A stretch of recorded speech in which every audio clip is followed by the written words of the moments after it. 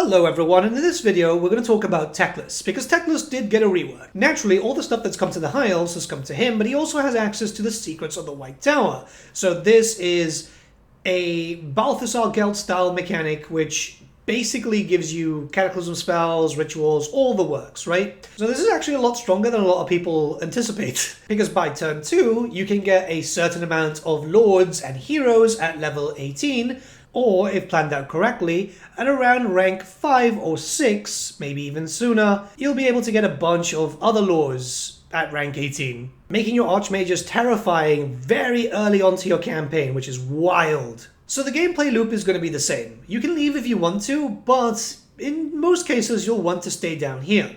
So, just the usual, kill Sephoriel, take the same areas that you would normally take all the way up to the full, complete province, and this is where things are going to get really silly. Taking the full province by turn 2 will give you a pop-up event known as Corruption in the White Tower. So this will give you 3 different options. 1, you lose about 100 of your Scrolls of Knowledge, which is your brand new resource, and that means that you get not only the settlement, but Teclis is sent back up to Ulf1. The second one is you lose 50 of your Scrolls of Knowledge. You take the settlements in Safri, but Teclis will remain down in the Southlands, which I highly recommend. And then the third option is you don't take Safri, you get 150 Scrolls of Knowledge and a decent amount of money.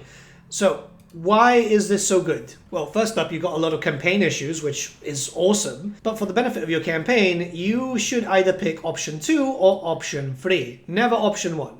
If you decide to stay and not spend any Scrolls of Knowledge, by turn 2, you're able to upgrade the High Magic and Miss Magic mages all the way up to rank 18. This affects your Lord and Hero choices. There is no Lord option for Miss mages as far as I'm aware. Now, High Magic itself isn't amazing, but it definitely is useful. Your Lords will start off at rank 6 already, but keep in mind that you can get them just so ridiculously OP and also get a bunch of red line effects to improve your troops or blue line effects just to make sure that you've got better upkeep reductions. So overall, it is really, really useful. Now, those aren't the best laws of magic, and that's perfectly fine.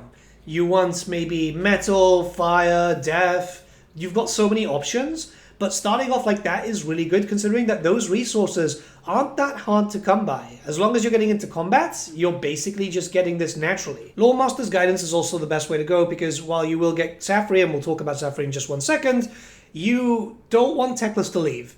The thing is, Kairos already knows you. Your faction has been revealed to his, which means that if he does decide to do any of that funny stuff that he does, it will generally go for you, because I've realized that it does usually affect the player a little bit more than anyone else, which I'm not sure if they did some tweaks, because every time I've tested this, because I've had to check out if this guide will work like about 9 times, just to make sure if the gameplay loop is the same. For some reason, he's given me the settlement that belongs to Nurgle all the time. Maybe it's because I was doing the exact same thing, but it's still weird, because usually there's a bit more randomness. Besides, having Teclis down there allows you to basically just take on the Chaos Wastes and just use that as money farms. You can push your way up. You can keep Safri itself being a pretty good region and having a very good landmark, just preparing yourself for the eventual takeover of Ulf1 whilst still fighting in the Southlands. You're more than able to fight amongst different areas, because Ulf1 does feel a little bit better now, and yeah, you can just let Tyrion get the rest of Ulf1 and then just confederate him and you're done. The main thing is you'll want the landmark up there in Safri and just get the rest of the landmarks available to you, because they can all be powerful, and if everything is done well, I haven't really gotten to the end of it yet, but I feel like you can get your lords spawning in at close to rank 30. This is including landmarks. There's also one in Etienne alongside certain techs. But it's easy enough to get to, and it will take a while. Now, if you decide to take Safri but stay, well, around turn 5 or 6, this is going to be a bit weirder, because it depends wholly on the enemies that you're fighting and if they're going to act in a very similar way. But it's usually around this through all my testing. You'll be able to get the other much more impressive damage-wise laws to that, right? So Metal and Fire is my example here, where Metal and Fire are linked up. You need 450 Scrolls of Knowledge, but that means that all your lords and heroes for the Lore of Metal and the Lore of Fire will be around rank 18 by turn 6. That means you have access to all the really good spells very early on. So if you're going to be dealing with Oxyotl, which you likely will, we'll talk about general stuff about the campaign in a second, you're going to want big spells. Final Transmutation is wonderful. I've really been favoring Lore of Metal lately. I'm not too sure why. It's weird. It's important to note, yet yes, there are loads and loads of extra bits to the Secrets of the White Tower, which I talked about in the High Elf rework video, because you can get Cataclysm spells, you can get just like one-off characters and so on.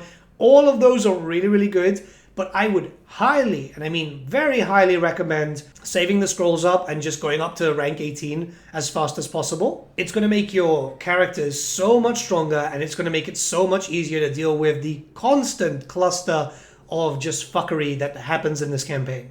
Because remember, not only are you dealing with Kairos, but then you're going to have to deal with Oxyotl, because in most cases, he will actually attack you. You've got Wurzag coming down, Krokgar is a potential ally, but then player bias kicks in, and everything just goes pretty much down south. And it's not really hard to manage the Patrons of the Realm if you want to cover that. Like, it's not that difficult, since you do get pop-ups when your seats are in danger, if you have any seats. But like I said in the High Elf rework, just wait and then just take a seat fully. That way it just locks down and you're done. So yeah, the Teclis campaign is pretty fun now. The High Elf rework really does bring in a lot of changes. Alongside that, the only thing that you really have to keep an eye on is Oxyotl. If you can basically get a non-aggression pact pretty early on, you won't have to worry about him turning around and being a problem. Because yeah, Oxyotl is a very strong lord, his armies are very strong. The AI moves a bit more now, thanks to 7.0 I think. And this is a very hostile environment for Teclis in general. You've got Oxyotl, you've got that Minus and Ash faction after you deal with Kairos. You've got the Skaven up north, which, from what I've been able to notice, Krokgar is very slow dealing with, and he's pushing forward a lot instead. Most of my tests with Teclis went up to turn 50 or so. The furthest I've been able to go is up to around level 24, which I unfortunately couldn't record. But yeah, I mean, already, like, getting armies already there is wild. You can do so much damage. Sure, it's only with your spellcaster lords, but yeah, your spellcaster lords are objectively the best ones. They can mount up quite well, so they're perfectly fine. And if you need some melee protection, you know, you have nobles and stuff, so they're not going to be completely defenses. Besides, you're going to be doing the same thing as before, right?